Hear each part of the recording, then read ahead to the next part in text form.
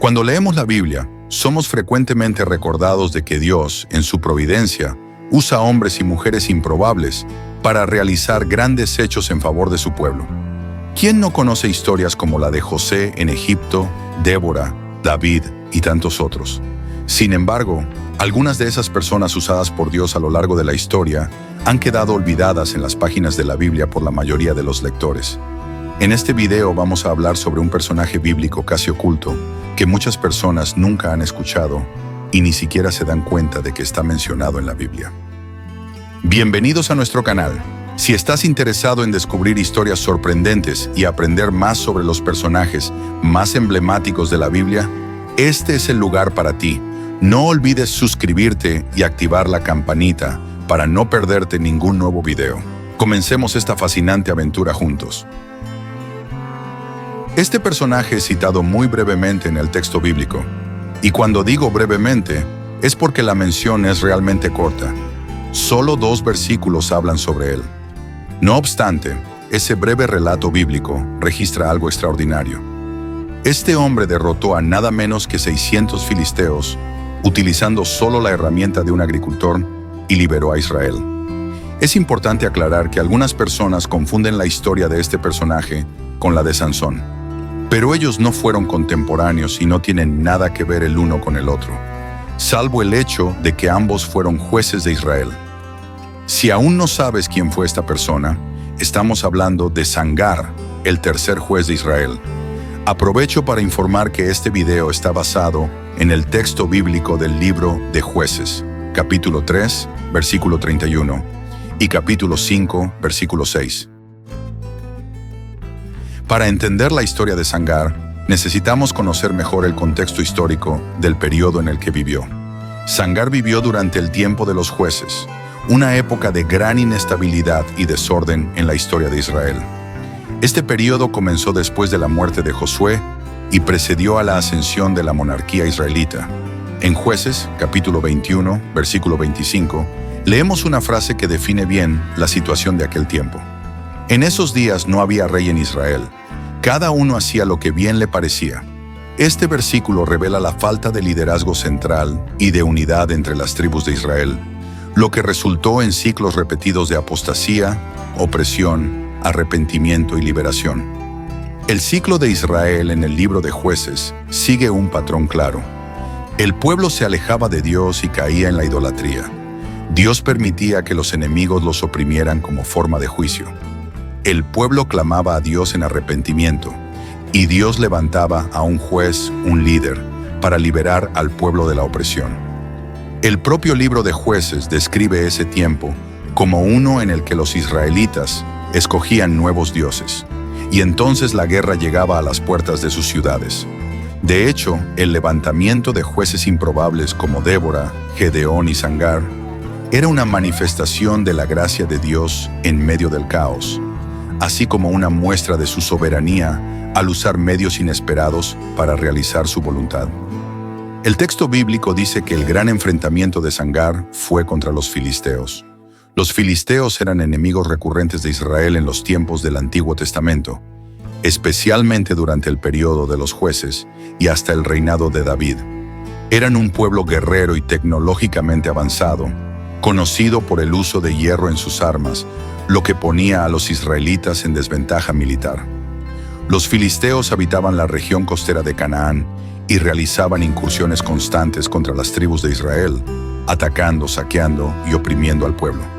Entonces, la opresión de los filisteos en el tiempo de Sangar puede verse como parte de esa guerra constante entre los israelitas y sus vecinos paganos. En ese contexto, Dios levantó a Sangar como juez entre los israelitas, un juez singular en un periodo turbulento. Aunque se sabe poco sobre él, parece que Sangar fue un juez no tradicional. A diferencia de otros jueces como Gedeón, Sansón o Débora, la Biblia no menciona que Sangar fuera llamado por Dios de manera directa o que recibiera instrucciones específicas para liberar a Israel. Tal vez esto sucedió, pero la Biblia no lo registra. Sangar es mencionado brevemente, sin muchos detalles sobre su vida, pero su papel como libertador de Israel suscita varias preguntas sobre su origen y contexto. Las mayores informaciones sobre él se encuentran en un solo versículo. Después de él fue Sangar, hijo de Anat, quien mató a 600 hombres filisteos con una aguijada de bueyes, y también liberó a Israel. El nombre Sangar tiene una etimología incierta. Algunos estudiosos sugieren que podría derivarse de un nombre personal Urano, que aparece en textos antiguos de Nusi, una antigua ciudad mesopotámica. Sin embargo, el consenso es que el nombre Sangar no es israelita, lo que indica la posibilidad de que no fuera hebreo de nacimiento. La identificación de Sangar como hijo de Anat no necesariamente se refiere a la genealogía de su padre, como muchos nombres bíblicos sugieren, sino que podría apuntar a su origen geográfico. Algunos estudiosos creen que podría haber venido de una ciudad llamada Banat, que estaba en el territorio de la tribu de Neftalí. Otra posibilidad es que procediera de un pueblo cercano al norte de Hebrón mencionado en Josué, capítulo 15, versículo 59. A pesar de la incertidumbre sobre su origen, lo que sabemos es que Sangar vivió en una época de gran opresión e inseguridad. En el Cántico de Débora, en Jueces, capítulo 5, leemos que durante el tiempo de Sangar, las carreteras eran peligrosas y muchos pueblos fueron abandonados. El texto sugiere que Sangar enfrentaba a un enemigo organizado y peligroso, pero aún así tomó una iniciativa valiente e inesperada. Con una aguijada de bueyes, una simple herramienta agrícola con una punta de hierro, mató a 600 filisteos en un ataque exitoso. Hay también teorías alternativas sobre lo que podría significar la aguillada de bueyes. Algunos estudiosos especulan que esa designación puede haber sido un título simbólico o incluso el nombre de un navío, sugiriendo que Sangar podría haber sido un comandante naval que lideró una ofensiva contra los filisteos, posiblemente en alianza con Ramsés I. Sin embargo, esta teoría carece de evidencias claras y contradice la descripción más simple del texto bíblico, que presenta a Sangar como un hombre que luchó en tierra usando una herramienta agrícola. Otro punto de debate es la duración del liderazgo de Sangar. A diferencia de jueces más conocidos como Gedeón o Débora, que liberaron a Israel de manera más duradera, parece que Sangar tuvo un periodo de actuación muy corto. La continuidad de la opresión sobre las tribus de Israel hasta el tiempo de Débora y Barak lleva a algunos intérpretes a creer que el liderazgo de Sangar fue limitado. No obstante, su batalla puede haber allanado el camino para las victorias posteriores de la tribu de Neftalí contra los cananeos. A pesar de su posible origen extranjero, porque sí, existe la posibilidad de que Sangar no haya sido israelita, fue usado por Dios para liberar a Israel, aunque solo fuera por un corto periodo. Lo que importa en el relato bíblico no es tanto la etnia de Sangar o las complejidades de su designación, sino el hecho de que Dios, en su soberanía, lo levantó como un instrumento improbable para traer liberación a su pueblo. Sea como fuere, el silencio sobre el origen de Sangar y la descripción inusual de una aguillada de bueyes como su arma en la batalla contra los filisteos ha llevado a muchos comentaristas bíblicos a sugerir que Sangar no era un guerrero de profesión, sino un hombre simple, probablemente un agricultor que vivía bajo la constante amenaza de los filisteos. Esta es, de hecho, la posición más ampliamente aceptada. Si esto es correcto, entonces la experiencia de Sangar fue extraordinaria, porque sin recursos militares usó la herramienta más cercana, una aguillada de bueyes, y con la fuerza de Dios derrotó a un ejército enemigo. La aguillada usada por Sangar era básicamente una vara larga, de unos 2,5 a 3 metros de largo, equipada con una punta de hierro que se utilizaba para estimular a los bueyes mientras araban la tierra. No era un arma de guerra, sino una herramienta agrícola común. Esto resalta aún más el mensaje de la historia de Sangar. Dios no está limitado por nuestros recursos o habilidades. Él puede usar hasta los instrumentos más simples para realizar sus propósitos. Así como Dios usó el cayado de Moisés para realizar milagros en Egipto, también usó la aguillada de Sangar para derrotar a un enemigo poderoso. Es interesante notar que el enfoque de la narrativa no está en la habilidad militar de Sangar, sino en el poder de Dios que lo capacitó. La aguillada, en las manos de Sangar, se convirtió en un arma poderosa porque fue usada bajo la dirección y la capacitación divina. Y aquí surge una pregunta. ¿Qué llevó a Sangar a enfrentarse a 600 hombres armados con solo una aguillada? La respuesta a esta pregunta solo puede encontrarse en su dependencia de Dios. Este tipo de actitud de audacia y disposición no proviene de la autoconfianza, sino de una confianza absoluta en Dios. La autoconfianza y la confianza en Dios son cosas completamente diferentes. Si Sangar era un simple campesino, un guerrero hábil israelita o un cananeo, ninguna de estas curiosidades importa realmente. Lo que verdaderamente importa es que, independientemente de quién fuera, sabía que por sus propias fuerzas no sería capaz de derrotar a un grupo de 600 enemigos filisteos.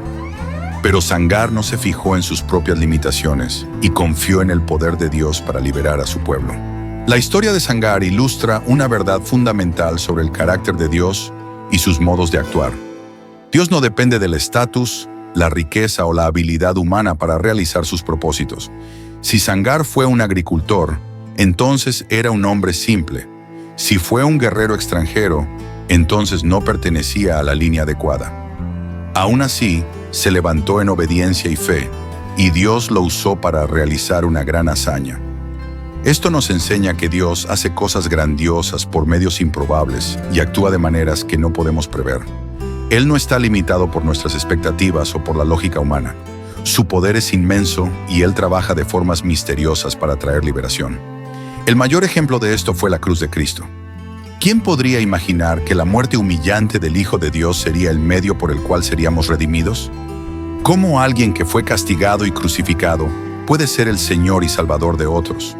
Esto parece una locura, y de hecho, el mensaje de la cruz es locura para los incrédulos, pero es poder de Dios para los redimidos. Dios en su sabiduría usó lo improbable para traer la mayor victoria de todas, aunque eso sea visto como insensatez por el mundo. Otra lección que podemos aprender de la historia de Sangar es no despreciar lo que tenemos a mano. Es posible que en los días de Sangar las armas hubieran sido confiscadas por los enemigos, pues los filisteos adoptaban ese tipo de política contra los pueblos que subyugaban. Pero Sangar no esperó tener una espada o cualquier otra arma convencional de guerra para actuar. No se quejó por la falta de recursos, ni usó eso como excusa para la inacción. Al contrario, tomó lo que tenía, una guillada de bueyes, y participó en una gran victoria sobre los filisteos.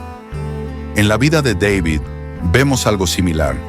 Cuando David enfrentó a Goliat, no usó las armas tradicionales de un guerrero, sino las herramientas de un pastor, un cayado, una honda y 5 piedras, confiando en que Dios libraría la batalla por él. Así como Sangar, David sabía que la victoria no vendría de su habilidad, sino del poder de Dios operando a través de él. Esto nos enseña que Dios puede usarnos independientemente de nuestras limitaciones o de las circunstancias que enfrentemos. Debemos solo entregar al Señor las herramientas que tenemos, sean cuales sean, porque Él puede transformar hasta los recursos más simples en algo poderoso para su gloria. Y por último, la historia de Sangar también nos enseña que, después de entender que Dios a menudo actúa de formas improbables y transforma recursos escasos en instrumentos de grandes victorias para su gloria, nos corresponde a nosotros responder con fe y coraje. Si hay un adjetivo que define a Sangar, sin duda es valiente. Como hemos visto, el coraje de Sangar no era autosuficiencia, sino una valentía nacida de la dependencia de Dios. Cuando algo necesitaba ser hecho, no se escondió. Humanamente hablando, todas las probabilidades estaban en su contra. Sus enemigos eran más numerosos, poderosos y organizados, mientras él ni siquiera poseía un arma profesional. ¿Sangar sintió miedo? Tal vez sí, o probablemente sí. Al fin y al cabo, era humano. Sin embargo, la verdadera valentía bíblica no es la ausencia de miedo, sino la disposición a actuar con fe, incluso cuando uno se siente inadecuado o vulnerable. En la Biblia, muchos de los grandes héroes de la fe enfrentaron sus batallas reconociendo sus propias debilidades, pero siempre confiando en el poder de Dios. El apóstol Pablo experimentó esto claramente cuando el Señor le explicó que su gracia era suficiente, pues el poder de Dios se perfecciona en la debilidad. Entonces el apóstol llegó a la conclusión de que, de buena gana, se gloriaría aún más en sus debilidades para que sobre él reposara el poder de Cristo. Ahora escribe en los comentarios si ya conocías la historia de Sangar en la Biblia. Muchas gracias por acompañarnos hasta el final de este video. Esperamos que la historia de Sangar y las lecciones que hemos aprendido hoy te hayan inspirado tanto como a nosotros. Recuerda, Dios utiliza a personas y herramientas improbables para hacer grandes cosas, y tú también puedes ser parte de sus planes. Si te ha gustado este contenido, no olvides darle like y compartirlo con tus amigos. Y si aún no lo has hecho, te invitamos a suscribirte a nuestro canal para no perderte nuestros próximos videos. Además, activa la campanita para recibir notificaciones cada vez que subamos un nuevo contenido. Nos encantaría seguir compartiendo contigo más historias y enseñanzas. Hasta la próxima.